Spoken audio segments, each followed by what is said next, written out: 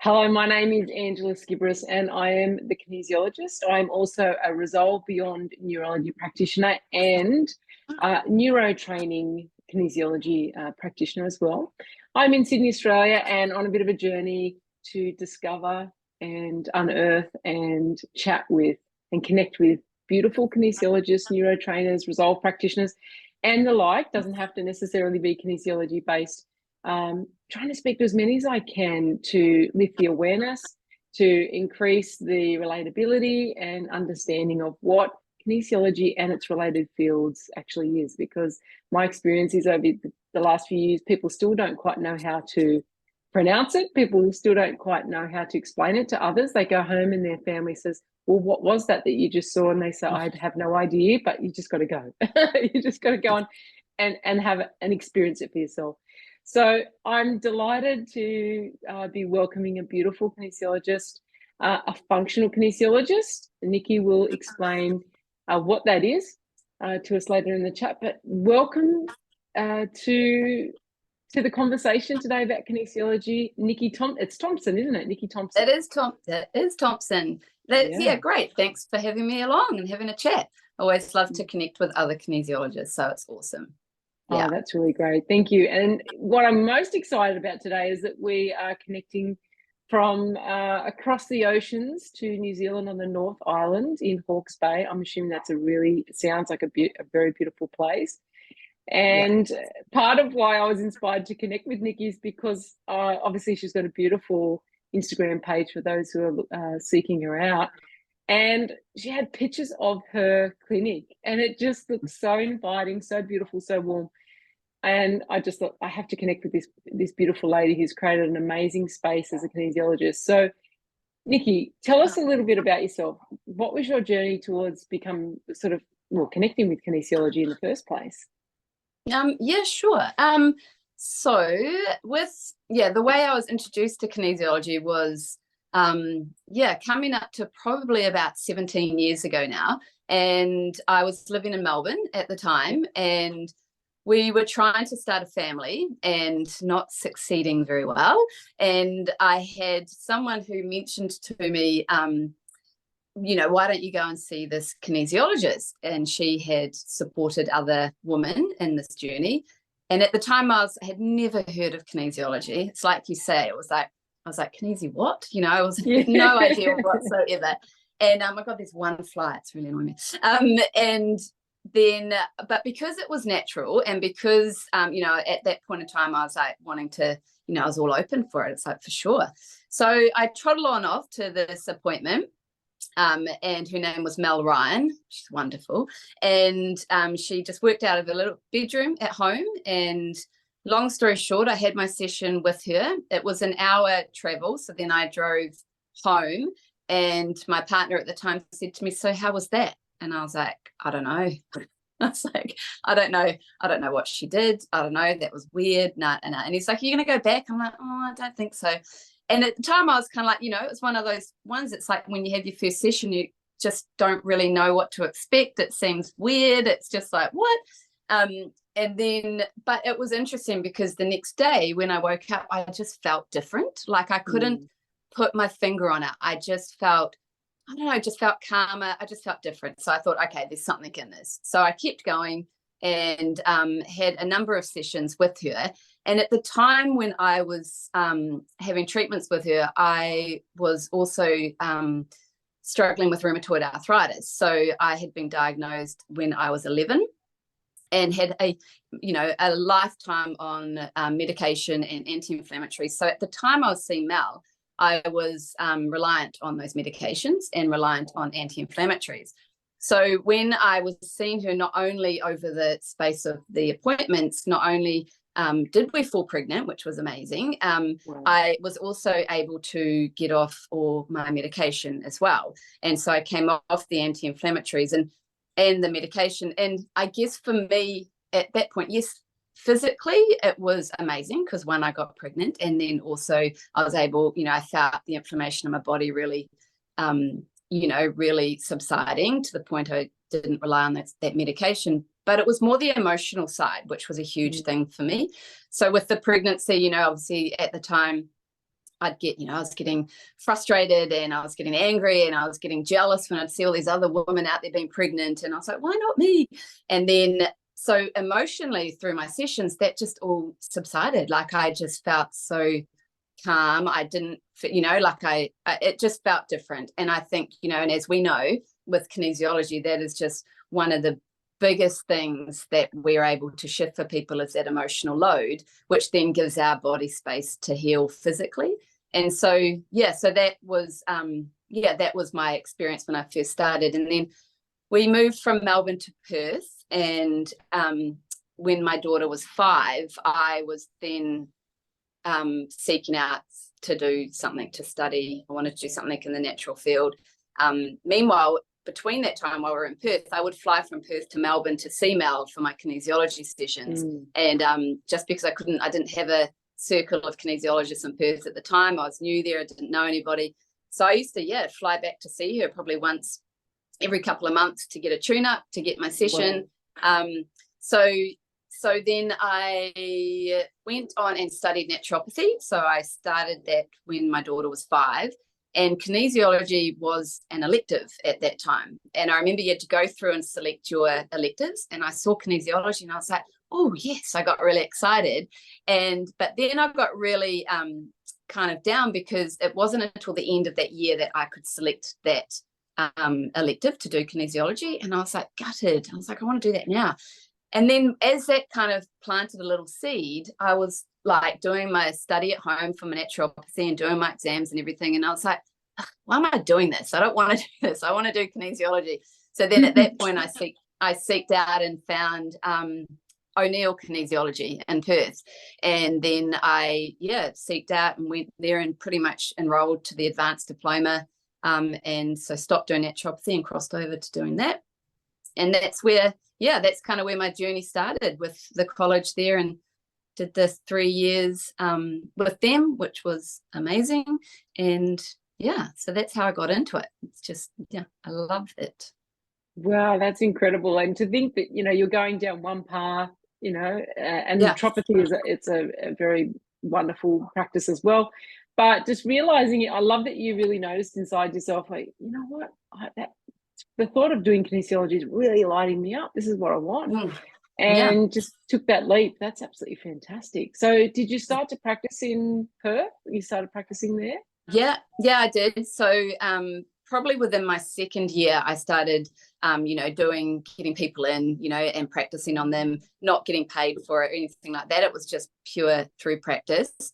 Yeah. And it's interesting because when I started doing it, I never had an idea of making a business of it. It was just because I felt the difference within me.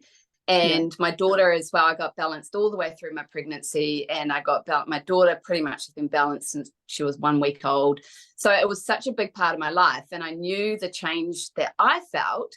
And I'm not woo-wooey by any means, so I was kind of like coming from that angle. It's like, this is actually, it's a real thing. It actually works, and so I wanted to be able to help my daughter mainly through her life, but also friends and family. So I never thought about starting up a business, but as you do, the more that you get people in on your table and they start to feel the changes, they're like, whoa, can I come back? And I'm like, oh, okay then. And then I was like, right, maybe I can make a business out of this. And then obviously when you get the confidence after after the 3rd year, when you leave college, you're still a bit like, oh God, how am I going to do this? I don't, you don't have that confidence to actually, branch out and do all of that. But so long story, I just waffled, sorry. So then, from when I left college, I started up in Perth. We were in Perth for about 11 years. And I think, I practiced in Perth for about 6 years, maybe. I've always worked with chiropractors. So I've always worked alongside chiropractors. So I did part-time at home. So I set up a little clinic at home, and then I worked with the chiropractors. But then I also rented rooms at the chiropractors as well, and did it out of their spaces as well. So I've kind of gone between the two, and built up some amazing clients. And I miss Perth. That's one thing I really miss, is because there are so many great kinesiologists in Perth as well. So, you've got a really good network there, and you've got all these wonderful people, so you can go and have your own treatments, and which is so important. So yeah, I do miss Perth for that reason, I must say. But yeah. That's incredible. That's incredible. You must connect me up with all these amazing kinesiologists in Perth. It's good to know people all over, because you do connect with people and they say, oh, is there someone in Perth? Do you recommend anyone over here or there? So that would be amazing. What a journey. That's incredible. So now you're, I'm assuming you're originally from New Zealand. By your accent, I'm imagining that you're originally from New Zealand, or is it just that you've been there a while? No. I'm originally from New Zealand. I'm originally from Hawke's Bay, where I am now. I hadn't lived in New Zealand for about 23 years. So I had originally I did a bit of travel, went to New York and lived there for a year, and then went to London, did my big OE over in Europe, and London in Europe, and then ended up moving to Melbourne, and was in Melbourne for 10 years, and then Perth for 10 or 11 years. So coming back to Hawke's Bay, I'd wanted to do for a long time, but just life didn't navigate me that way at that point in time for lots of other personal reasons. But yeah, so my father passed away about 5 years ago, and that's when I was like, right, I want to move home, come home, and just support mum and have my feet on the New Zealand soil. So yeah, I made the move back here. It must be coming up to 4 years now, and yeah, so it's good. It's good to be home. Took a little bit of time to get my feet sorted, but it's nice to be back, I must say. Beautiful. That's beautiful. So you must have lost your dad around 2018, was it? Yeah, it was around then. And we ended up, it was all really quick and unexpected and everything. And I was living in Perth at the time, and we came back here, and he actually passed away on the property here. So it's got good energy, this property that I'm on. And so when he did pass, I stayed here for another couple of months to support mum, and then we moved back to Perth, and we were in Perth for a year, just getting things sorted. But I'd already made the plan then to move back here and hang out with good old mum a bit more. So yeah, that's beautiful. Nice to be home with the whānau. It's beautiful. Yes. It's I lost my dad in 2018 as well. He passed away from non-Hodgkin's lymphoma in the May of 2018. So it's a hard road, that one, isn't it? It's and I must say, sorry for your loss, because I know how hard it is to lose a parent, for sure. Hand on heart, I would say, without kinesiology and all of the tools that we have in our toolbox, for me to be able to go through that grieving process, I think I wouldn't have got through it as well as I did. Of course, we're still grieving. We still, you have your moments, without a doubt. It's not, taking that away. But I think the healing aspect of it, and the understanding of it, and, all of those sides of things was just, using kinesiology for that was just amazing. Absolutely. Yeah, I agree. No, and to you also, that loss, even though it's 5 years is actually a short period of time when you think about how long your parents been in your life, and that deep connection, particularly if you're close to your parents. So that's amazing. To be back on home soil must feel absolutely incredible. That's wonderful. It does. And you've got this beautiful little cabin, and you're beginning to tell me when we first connected on the call that you'd kind of envisioned at some point in time in your life that you really wanted to. Tell me a bit about that, the fact that it came full circle and here you are. Yeah, I mean, it's funny because I've always loved cabins. I've always loved little spaces, and for me, even I've always wanted a cabin for my home. Like I imagine this cute little white cabin, and and have my little veggie garden, and have all my fairy lights and have all my things that I love. However, for a living arrangement, that never really kind of, or hasn't yet unfolded. So I'd always imagined, well, maybe I'll work out of a little cabin. And even before I started practicing in Perth, I had decided, I was like, always thought of this little orchard surrounded by apple trees, because obviously I was brought up on the orchard, so I had that envision anyway. But yeah, and it's just taken a little while to get there through a lot of little nooks and crannies and life and all the different things that it throws you. But I think it must be almost a year now. I decided I had been renting spaces. So here in Hawke's Bay, I had rented a couple of spaces, and then I'd also worked out of mum's lounge room, actually, because I couldn't do it at home. And then I had decided, look, I'm just going to bite the bullet and I'm going to build my cabin. I'm just going to do it.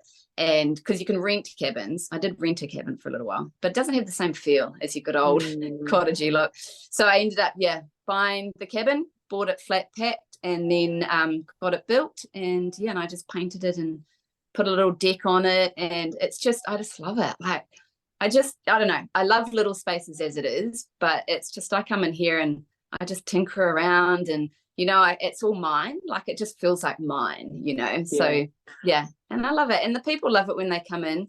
They, they've got a beautiful outlook out into the orchard and, and it's just, it's almost like it gives you a hug when you come in. I don't know. Well, I recommend everyone go and have a look at some of the photos on Nikki's Instagram, because it was the first thing that I noticed, like, wow, that looks inviting. It looks so beautiful, that space.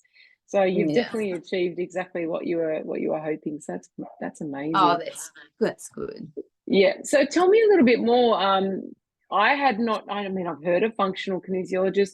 Can you, so that people who may not be abreast of, there's also different types of kinesiology, what's particular about functional kinesiology, or is there anything particularly different about it? Yeah, well, I think the idea of a functional kinesiologist is we look at the whole shebang, as most kinesiologists do, right? But the functional side of it is that we will identify within your anatomy and physiology where you're holding stress. So we identify that, but then we also look at the emotional components that come in it as well. And then we look at the energetic structure. So we look at all three tiers in order to get that change for someone. So functional means that it's the whole shebang, really, which so it's a holistic health, a holistic approach, looking at the whole body. But the way that I have been trained through our neokinesiology is that we identify within your anatomy and physiology, normally first off, where you're holding the stress. So we've got some amazing ways, amazing techniques, amazing procedures to enable us to get right down to your cellular system through the histology to find out where the stress is. And then we look up, and then we are able to, to start facilitating that change. So I guess, the functional really is just another way of saying the whole shebang. Yeah. And getting it all functioning as it should, I guess. That's right. Exactly. I always say to people that, we can look at the energetic structure, which is, we get amazing change for that, as you would know. But if we don't also encompass the emotional and the physical aspects, so whatever that might be for you, which it could be digestive or hormonal, or it could be something, it could be anxiety or anything like that. So, and causing that physical response, then if we look at that as well and we're able to balance out all three, then that's where the magic happens, and that's where we get that longer lasting change, because you're able to make that and facilitate change on all of the levels. So that's what I love about it so much, that I love all the energetic stuff, because that is like, I love it. Obviously that's where we get the good change, but I also love the side of it where you really learn about the body. So you really get down. I mean, you would know that with all your neurological stuff that you do, like learning about the body and it's just, it's just awesome. And being able to, facilitate that change, I guess. Yeah, that's right. I had a really great, I thought this is something you'd find interesting, because I noticed that you see, you have clients from, I'm assuming, birth, or even pregnant mamas, because obviously you were someone who went through that experience of it helping you to become pregnant and then be worked on while pregnant, and the benefits of that. And a lot of people will ring and say, can I bring my baby in? How do we work on my baby? And I had a lady come through last week, and she had an 8-month-old baby who she said from the get-go was not interested in food. She was eating probably on the, lesser scale of what, life says she ought to be eating at this period of time. At this period of time, she was a little bit smaller in stature, let's say, but not missing any markers in terms of weight or, developmental issues, anything like that. She was just a little bit smaller. And she said she said, to be very honest, I don't think she's ever cried hungry. Like, she'll eat, when I present her with certain things, but not as much as, is there something wrong? My, family or from the background where, she should be eating more, and the stress around that. And so, but what it actually, so for people who can see, this is obviously the short version of how we get into that mental, emotional, physical journey with someone. So I'm, we're putting the baby into circuit, muscle testing the mother.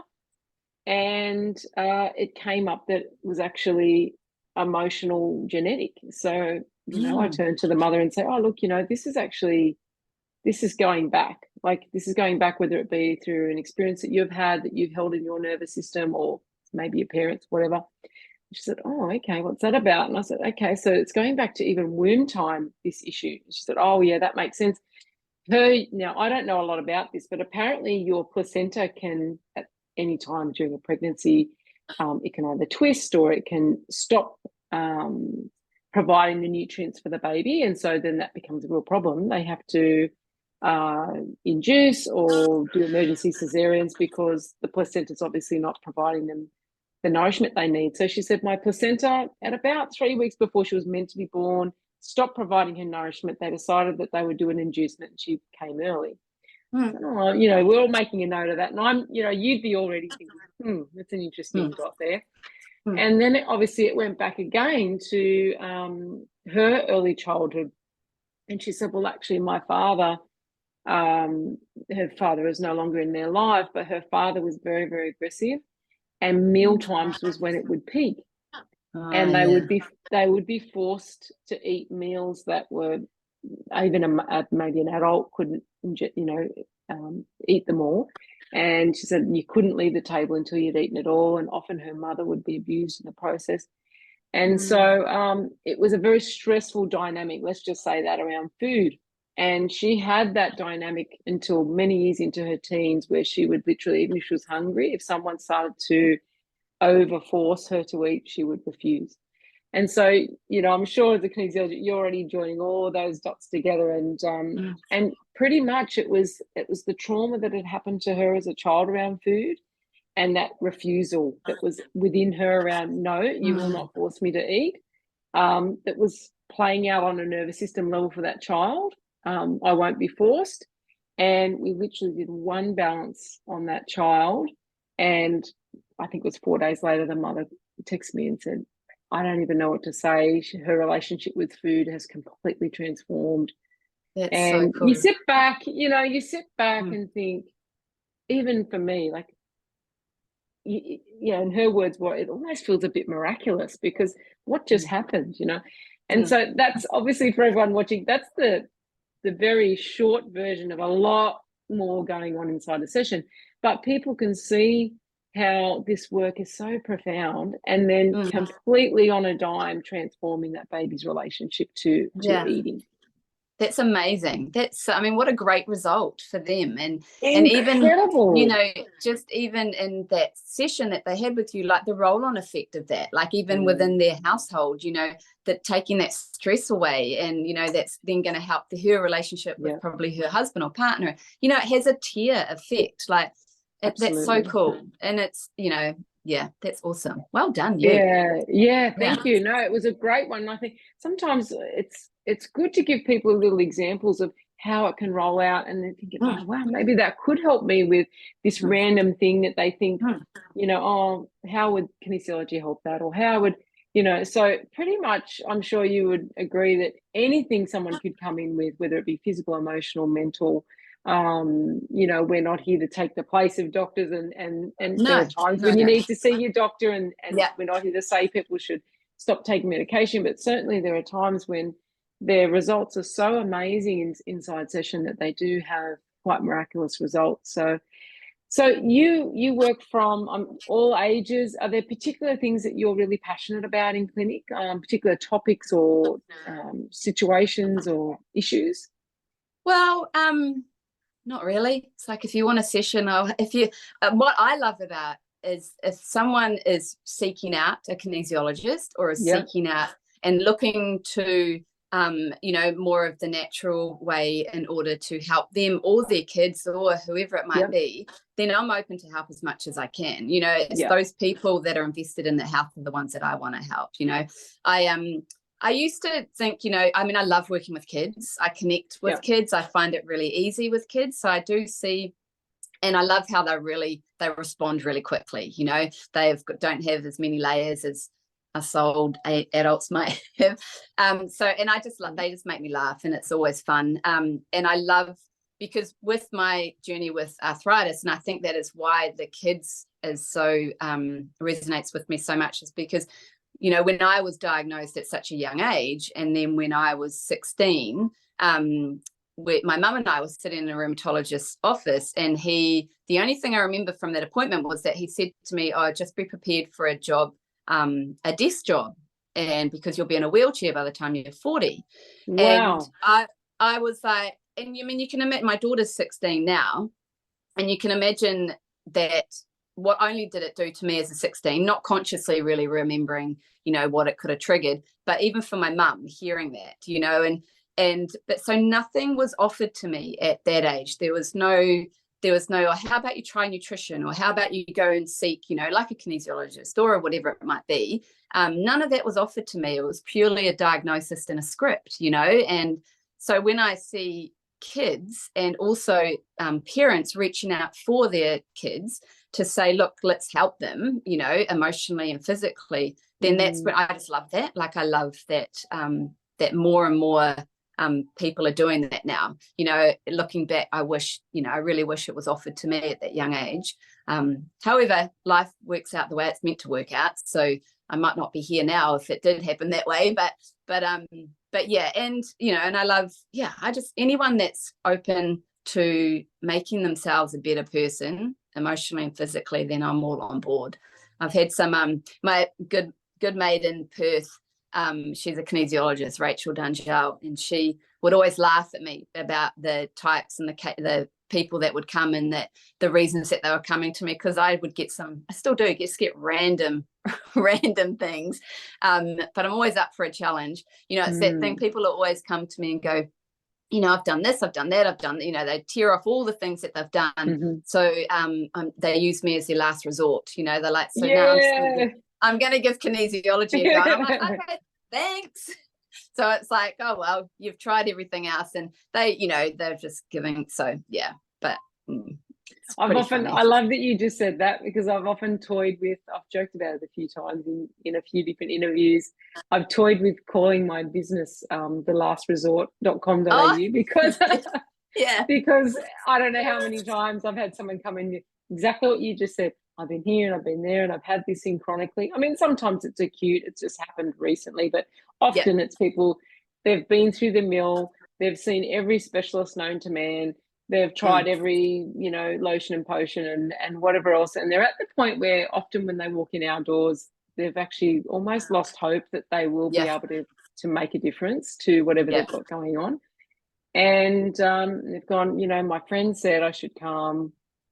They had a good result, so I'm here. And they have no idea what we do. They have no idea what we're about to, and you spend a bit of time explaining to them, okay, this is what we're going to do. But then that's often quite difficult. I'm imagining you would agree, Nikki, because every session is so different that it's not like you can say, well, this is what's going to happen.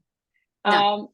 Because the nature of our work is that we test into the body or the person, mental, emotional, spiritual, nervous system response to things, challenge it to how it's responding to certain things. And so that's different for everyone. Everyone's had different lifestyles. Everyone's got different genetics. Everyone's got different generational patterns. Everyone's got different experiences. And so every session, and I don't think I've had two sessions alike in nearly 20 years. Yeah.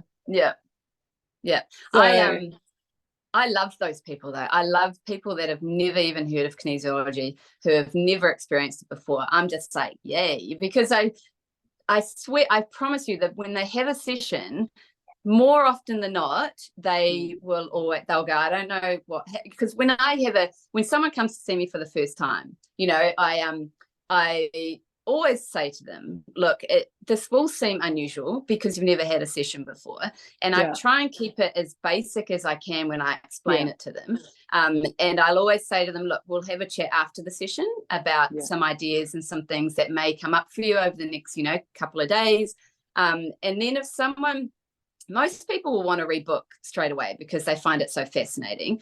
However, I will always say to people, go away, let it integrate. Let's see what comes, see how your body responds. And if you're wanting to, you're wanting to come and continue, I'll always give them a recommendation of when I want to see them again. And then they go and you let them process it. But more often than not, they will go, I felt this, I felt that, this is different.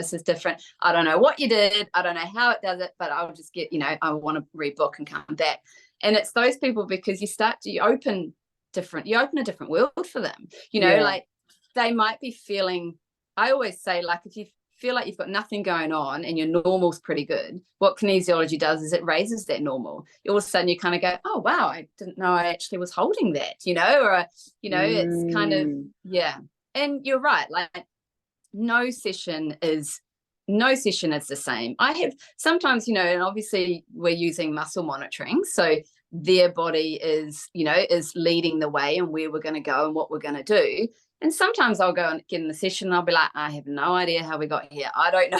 I don't even question it now. Like I had this, and I just say that to them as well. I'm like, because your body is doing all of this and it's telling me where to go and it's telling us where the stresses are.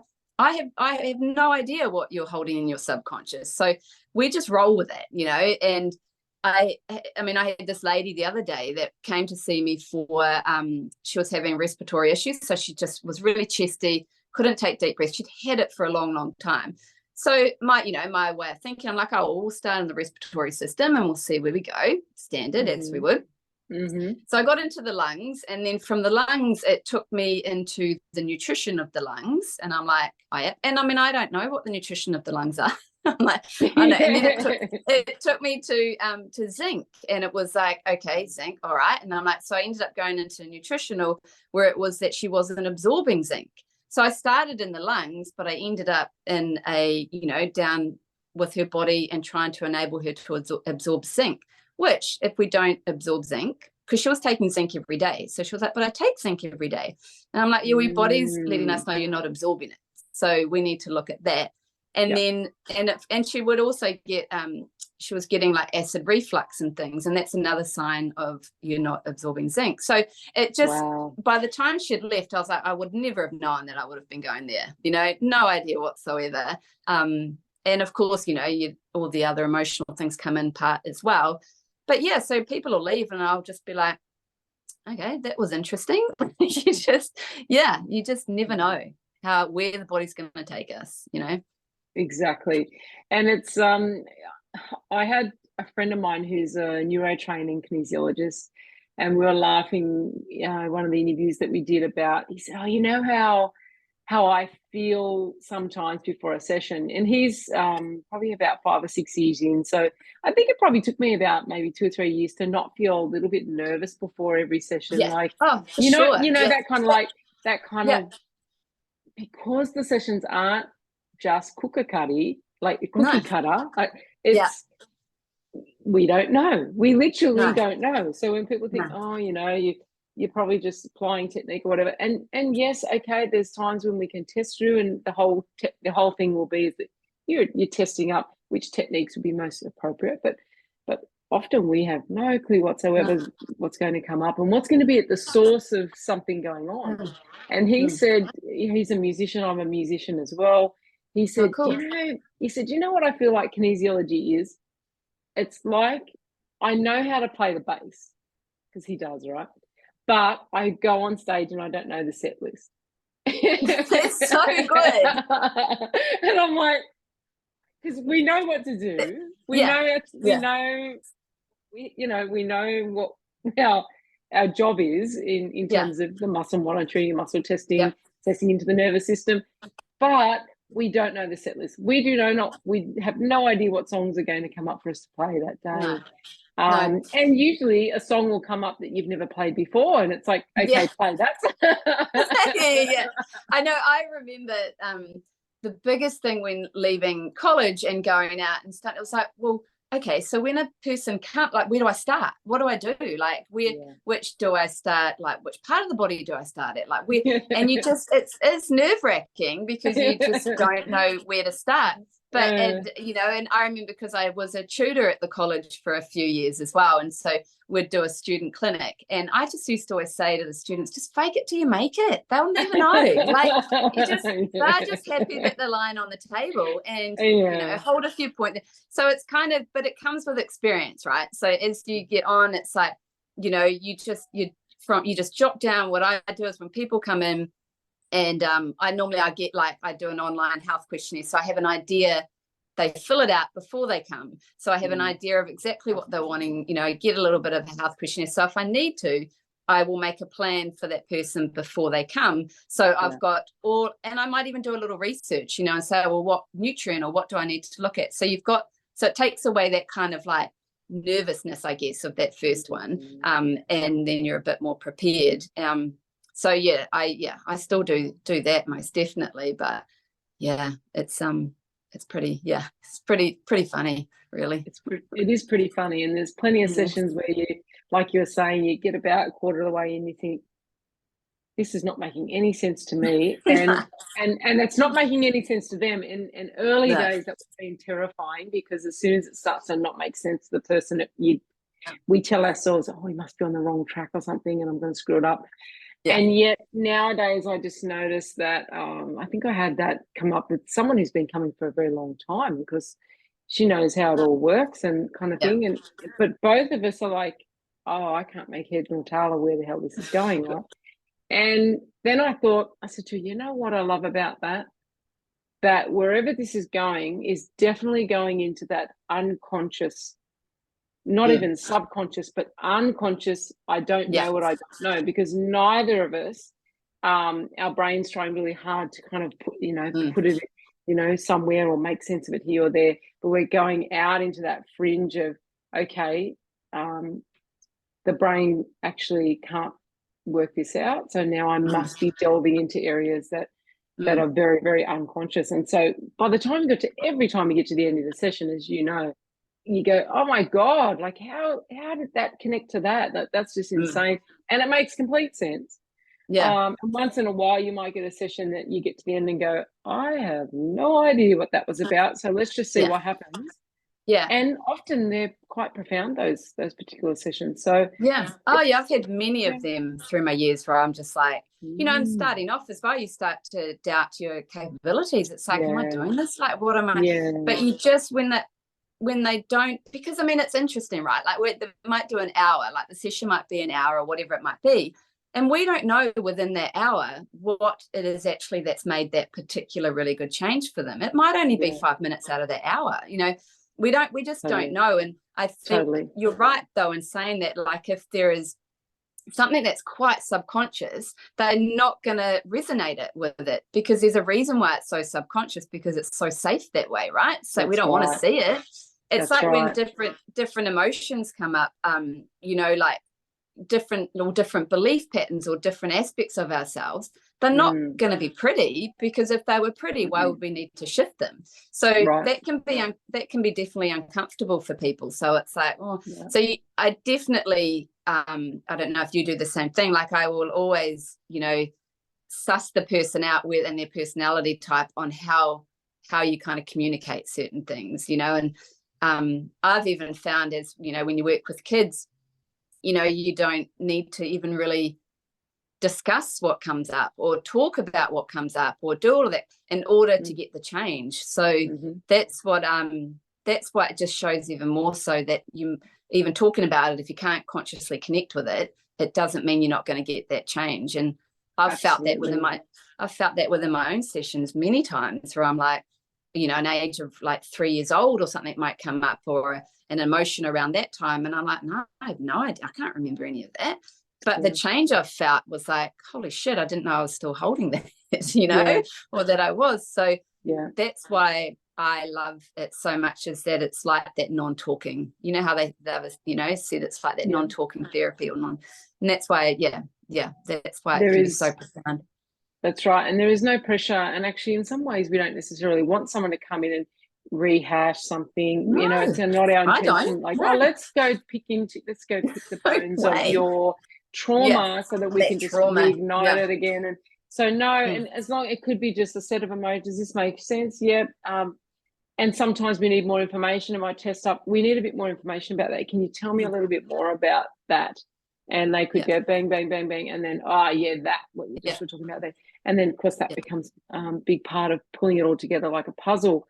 But, it truly is. I had an experience recently, which I think I'd be interested to see if you resonate around that whole concept of something being really unconscious, but it's there. And, we're like, oh, no, I'm fine about all of that. Or, oh, no, I don't have any memories whatsoever. Or my sister, I don't remember or recall my childhood or that emotion or that could possibly have come up at 2 or 3.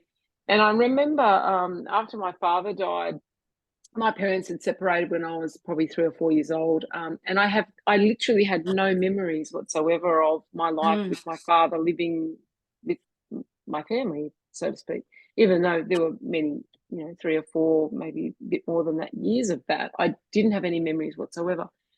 And after he passed away, we found he's had this big box with very, very old photographs in it. And my sister had found, those little, they're like a hard square. A lot of people much younger wouldn't know them, but they're like a hard square, but the photo's in there with not a photo, but like a film. And you look through it and you can see the picture. Oh, yeah. Yeah, and you used to put them in those things and it goes through and it puts it up on the wall. Yeah.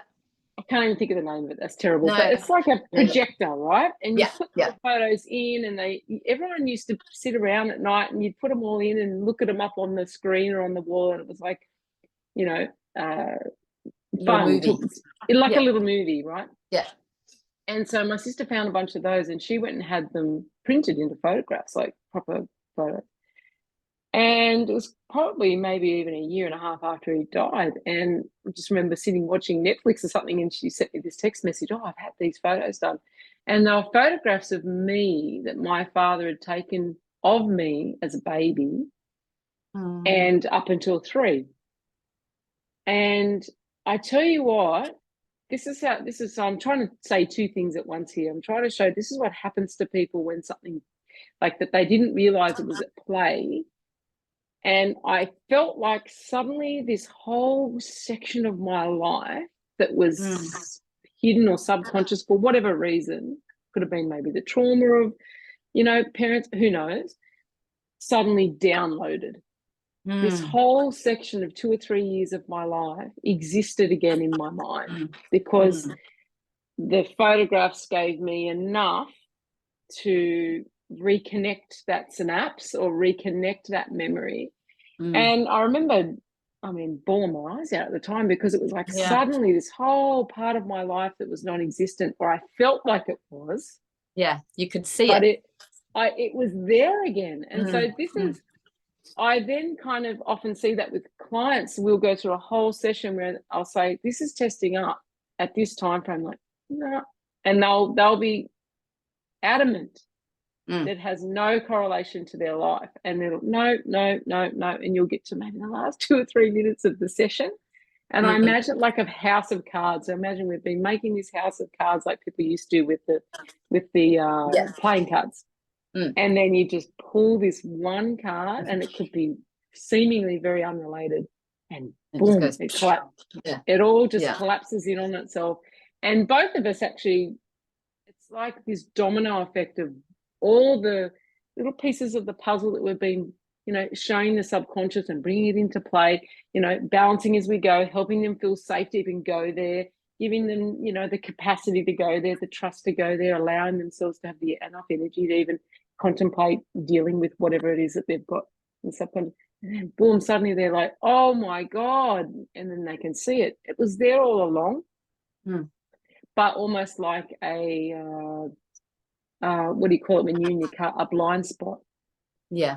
Yeah. And so the reason people often say, oh, I just didn't see it coming. And it's those sorts of things that we deal with, because the blind spots, if you saw them coming, you'd avoid it or you'd look out. Yeah. But it's that thing that will often come. So Yeah. yeah, that's often the way I like to see it. So if someone came into clinic, like you were saying before, like someone has no idea what they're about to experience.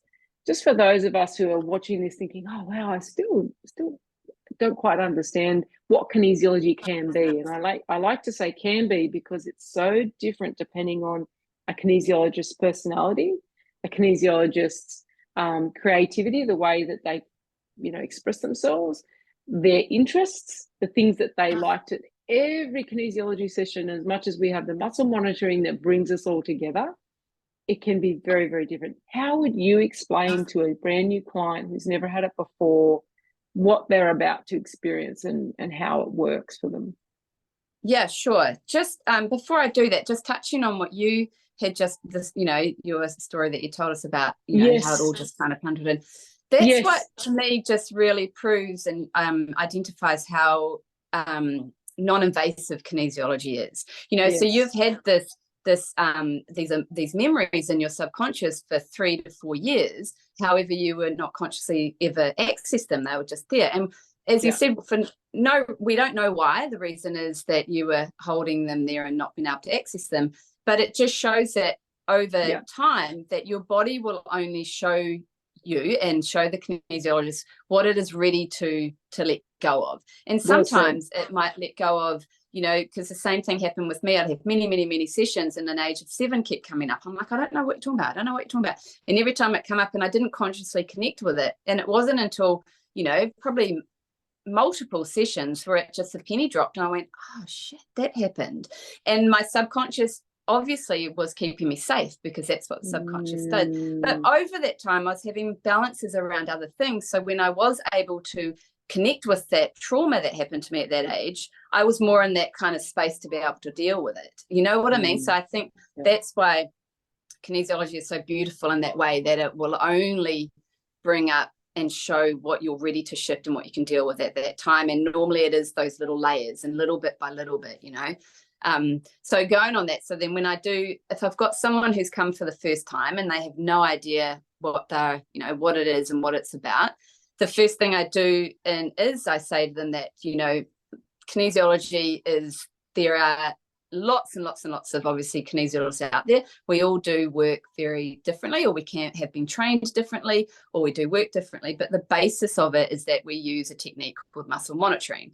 And by doing that, that gives us the communication to your body through your through biofeedback to your subconscious to identify where you're holding stress in your body. I always really stress that point, that we're not diagnosing, we don't treat disease, we don't do anything like that. We are just, through muscle monitoring, identifying where you're holding stress in your body. And when we can identify that stress, then, I will then go on and, find out why the stress is there, where the stress is, and then look at balancing that stress out for you. So I try, I've got a little kind of way that I explain it to them, but I try not to give them too much information before they get on the table. I just let them know that that the whole idea is that your body is telling us and communicating to us through muscle monitoring to tell us where the stress is, where your body wants to relieve that stress. And then I always say to people, that's awesome information. We go, thanks, body, for letting me know that. But we don't just go, okay, off your trot, go deal with that. We want to then balance that stress out. And I let them know that's when I bring in the kinesiology corrective techniques that I use, which is, I use, the acupressure, sound healing, flower essences. They're the main ones that I will then bring in and to start balancing out those stresses that we've found to facilitate the change. So yeah, that's it. But as I said, I kind of keep it pretty simple to start with. And then as people go on, some people get on the table and they want, questions. They want to know exactly what's going on. Then you've got other people who will just lie there with their eyes closed and just relax the whole time. And I always say that to people, the session is completely uniquely yours. You can talk as much as you want. You can have your eyes open or eyes closed. The only thing I need from you is your muscle to be able to tell me where I'm going. And so if you fall asleep, I'll have to wake you up because I need your muscle. But yeah, and then I just keep it pretty basic, really. And I soon identify, can kind of work out what type of person they are, whether they like lots of information or whether they just kind of like just get on with it, like, so yeah, you just gauge them as you're going on, I guess. That's right. And everyone's quite different. I know for me as a practitioner, I actually get on, and these days, oh God, I haven't had many recently, and I love getting on the table and getting my own stuff, done when you can. But I love getting on the table and just closing my eyes and letting the practitioner do the work. And from time to time, they might say, "Oh, this is making, oh, yep, whatever." Yeah. But it's almost like my nervous system has had so many balances over time. It's like, right, all right, let's just go. I'm ready for it. Yeah. Let's just go. Yeah. Kind of thing. But you've got other people, like you say, who just want to talk, want to ask, oh, what's happening there? What does that mean? Or they need to express something that's shifting or moving. Some people are very aware on the table that you'll be holding maybe an acupressure point or a reflex point, something like that. And next thing, oh, I felt something zing, something just shifted. Oh, wow. Or they'll have an emotional response. Not everybody has an emotional response, but often when things are shifting, people will either laugh or they maybe suddenly feel the emotion will just bubble up, and they'll say, oh, I didn't expect that. Almost like, it sounds really horrible, but it's almost, when you burp and you can't stop it. Yeah. It's like when people often say, oh my God, like, there's times when you feel emotional because there's something going on, but we could be just holding a point and suddenly it's just it comes through, and it's just the body releasing something that's been holding on to for some time in some part of the body here or there. So it sounds like, even just looking behind you there, that you've got some beautiful tuning forks there that you work with. So that's really good. That's why I think moving back to Hawke's Bay, I had to start all over again. So I had to go right back, coming from Perth, and having, a lot of people would know what kinesiology was if they hadn't had a session. By the time I left Perth, people were going, oh yeah, I've heard of that. Or they're like, oh, such and such goes to one. Oh, you're off at a session. So it started to evolve when I was in Perth. So coming back to New Zealand, especially little old Hawke's Bay, I was right back to the point people were like, you do what? What's that? Right. So, and there's no other kinesiologists here in Hawke's Bay. Wow. There's since now, there's two that are starting up. But again, they've done different training to what I've done. So again, they do different stuff. But so now I constantly, the amount of times I've had to explain to people what it is, because mine were all new.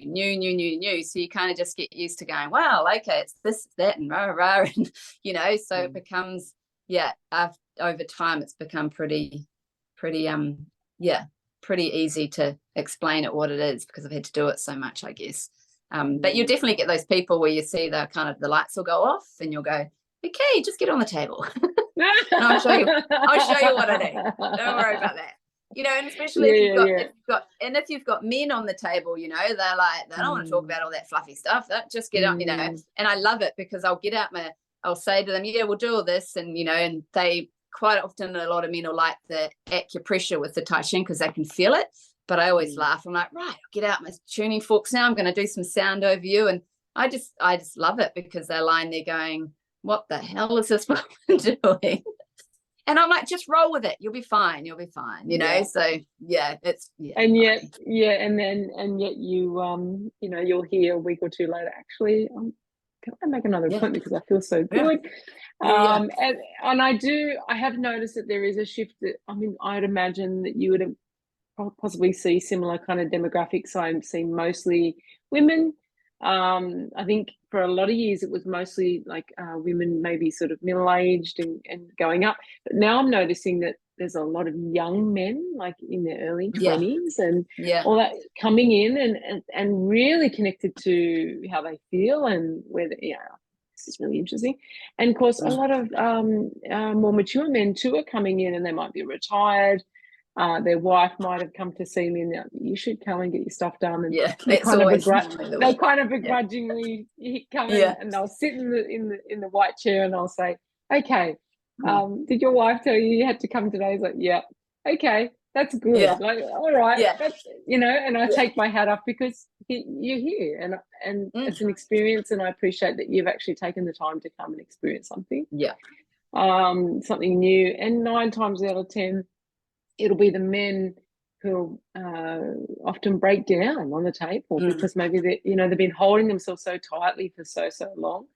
And it's not like we're here prying into their emotional sides or whatever. It'll just be holding a point or just doing a little bit of eye modes or something. And next thing, we'll hit a spring, so to speak, and that emotional stuff. So they might only come a couple of times, but even that, I have so much respect for people who for them, it's so far away from what, working with health and wellness has looked like in the past. And men, I guess, traditionally didn't really have access to their emotions. You had to be stiff upper lip and not feel them and all that kind of thing. So it's nice to see that shifting a bit. It's really, really good. And seeing more and more men. That's amazing. So how can people find you? How they get a hold of you if they want to have a session? Can they see you online, in person? Yeah, so I guess the best way is to go onto my website because it's got all my contact details there. So it's got the links to my Instagram and stuff as well. Or you can actually email an inquiry through my website, which is www.kinesiology.co.nz. So they can just go through there. I am trying to organize the online booking. I've actually worked out, I think it might be actually a bit of control. Like I like to control where, so because I'm starting as of this month, heading to Auckland and doing some once a month in Auckland to kind of like open up and spread the word of kinesiology more so in New Zealand. I'm trying to do that. And so I'm like, I need to, I've got people saying you need to do your online booking. I'm like, so I have to step. So at the moment, it's not. I will let go of that control at some point. Just through my website is the best way. Yeah. Right. Great. So Instagram, and are you on Facebook as well? Yeah. Yes, I am on Facebook. I use Instagram more than I do Facebook. I don't know. I've got this love-hate relationship with Facebook, and then when I do, I do Insta, so they can contact me through Instagram as well, for sure. Instagram, I just find it easier, and you can even do a little story, or you can do a little video on Instagram, but it won't go over to Facebook. And at that point, I just go, I can't be bothered with Facebook, which is probably, so I mainly, I don't use the Facebook one very often. I probably should do, but no, normally Instagram. Yeah. Okay, great. So that's a good way. And people can obviously see in person for in-person sessions, or, these days, COVID, I guess, showed us that we can work distance, and some people might find that a little bit outside their how does that work kind of thing. But certainly the sessions work just as well, just as powerfully, no matter that Nick is in New Zealand and you might be in Scotland or Australia, you can still have wonderful sessions. For sure. Yeah, I do. Yeah. And again, like being so, kinesiology, everyone's different. I do the distance sessions probably different to most other people as well. So the way that, and you're right, like it's almost, you just let that go to the keeper and like, how does that work? I don't even understand how it works, but it does. And, and that when Dad was unwell, when he was here and I was in Perth, and Dad being the stoic Kiwi bloke, he's a farmer, he's like, but he, he was under so much medication, was really struggling with digestion and things like that. And so Mum said, look, can you do anything for him over there? And so we did a distance session for him while I was in Perth to, he was here in Hawke's Bay. And, within Mum rang me about an hour after and she's like, I don't know what you did, but you've done something. And because he was so constipated over all of those, and I'm sure he won't mind me saying that, because over all of the steroids and all the, and he couldn't, he's like a bloke, he was so uncomfortable. And just after one session, we got his bowels moving. And wow. I was like, and even my dad was like, oh, just get her to keep doing it, like it's just, and it just works. And I don't know, some things we don't need to know the answers. And that's what I do say to people. I'm like, don't even overthink it. Don't worry about it. Just roll with it, and let's see what type of change it brings for you. Yeah. I mean, my ideal is I love one-on-one. That's my main base of my practice, is because I just love the interaction with people and I love that. However, I'm open to doing distance as well if someone really wants to reach out, of course. But otherwise I'm in Hawke's Bay here and then in Auckland once a month. So you can see me in person either of those two places. Yeah. Perfect. That is so awesome. So before we finish up, is there anything that you're particularly excited about learning, developing, moving into with your work in the near future that you'd love to share with us? Well, I think that is the Auckland part. I had this idea, I love my cabin. I'm tucked away in Little Hawke's Bay, and I'm getting these great referrals. So I've got like a good client base here, and it's getting busier and busier, which is awesome because it means it's, Hawke's Bay getting to know what it's all about. But I've always, I just want to spread the word even more, and it's not, for me, it's not about building up clients. It's nothing to do with that at all. Like, I'm coming from that space of like, just give it a go and see how it can help you, your kids, your husbands, whoever it might be. So that's why, I just bit the bullet and went and spoke to a lady who's got a beautiful space in Auckland. So I'm going to fly up to Auckland once a month and just do 1 day a month at the moment, with the plan ideally, might do a couple of days, maybe, depending on the response, but that will take time. It all takes time to build up the client base. So yes, I'm excited about doing that, and it also feeds a little bit of that gypsy in me because I get itchy feet, so I get to go somewhere for a month, or once a month. But apart from that, no, I'm just building up on things. I'm starting to do a bit of more digital marketing, and I've reached out to someone online who were looking into doing more of that, just so we can get this word out more. Mainly here in New Zealand, I just really want to spread the word and let people know that it's there. It's an alternative. It's nothing scary. It's not woo-woo-y. I mean, it can seem that way sometimes, but not really. So but that's what I'm mainly excited about. That's awesome. And I concur. I'm excited about that too. And I'm excited about kinesiology really becoming more mainstream in a way. I guess in some ways we'll always be a little bit fringe dwelly, than the full-on mainstream. But that's okay, right? I think like totally fine. Yeah, like people will call me, like, I have kids that come in and go, you're like a magician. You're like, you're like, but and I just can't. Normally I can work out how a magician does it, but I just can't work you out. And it's like, I'm okay with that. I'm okay with being called, weird. Like, now it's like, bring it on. I'd rather be that way than be mainstream, because that's sure. I remember years ago, there's this child must have been 7 or something, and I must have just, I don't know, intuitively or just I said something. We were about to use some Altira sprays, which are these beautiful French organic sprays, which are they're to do with color, but they're also the frequency of the color. So you've got beautiful the smell, you've got the smell, and you've got the color all sort of entwined, and then people inhale them to shift things via the amygdala, because obviously color and smell go into the brain in different ways. So anyway, we're doing this work with this little boy one day, and he was saying something like, is this like an elixir? Is this, and I was like, yes. I was like, what I want you to imagine right now is like we're like Harry Potter, and it's, the mum goes, you've got him now, because he's obsessed with so funny. Harry Potter and whatnot. So it just so happened that probably my phone was listening to me as I finished the session, and he was to come back for another session, had something major going on. A Harry Potter wand had come up on the marketplace or something, as it does, right?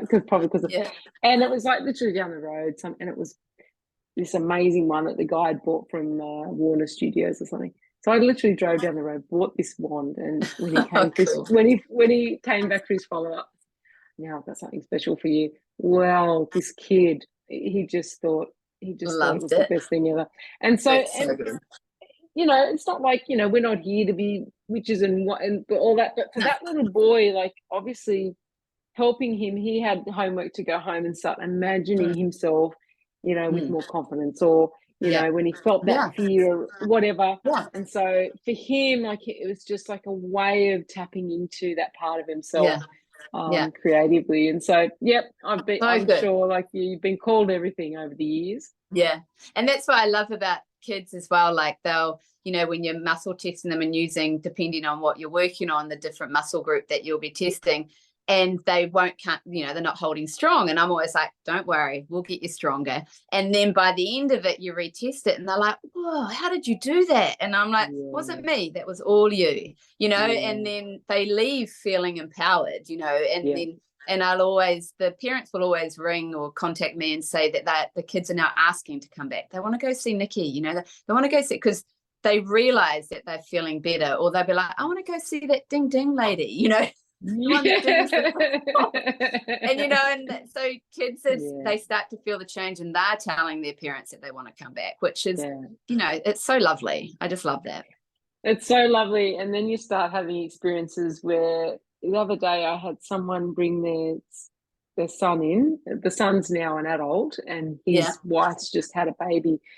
I first met this young man who's just had a baby when he was like crawling around the floor. And so I think to myself, oh my God, like now the baby's bringing in their baby. I'm thinking that that's can't so mean cool. we can't be getting older, Nikki. I'm sorry. No. Not happening. We stood still. The rest of them got older. We're like, exactly. Don't know what happened to you. Yeah. I'm still the same age. Yeah. Same. I know. So funny. So it's funny. wonderful when you start to see, and you've had people who've journeyed with you, not to say that they're living in your clinic every 5 minutes, but they've journeyed with you through.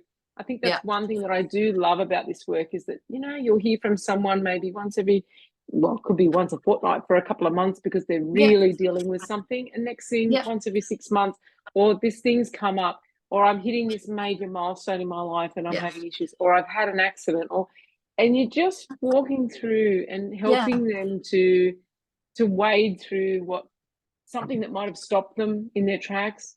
Yep. Exactly. And just a part of the fabric of people's lives, which I love. Yeah, it's so good, isn't it? Yeah, I love that. It is. It really is. But thank you so much.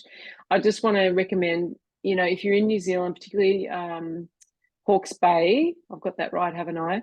Or you're in, and then you're thinking Auckland. Once a month. Yeah. Nikki's your girl. So connect up.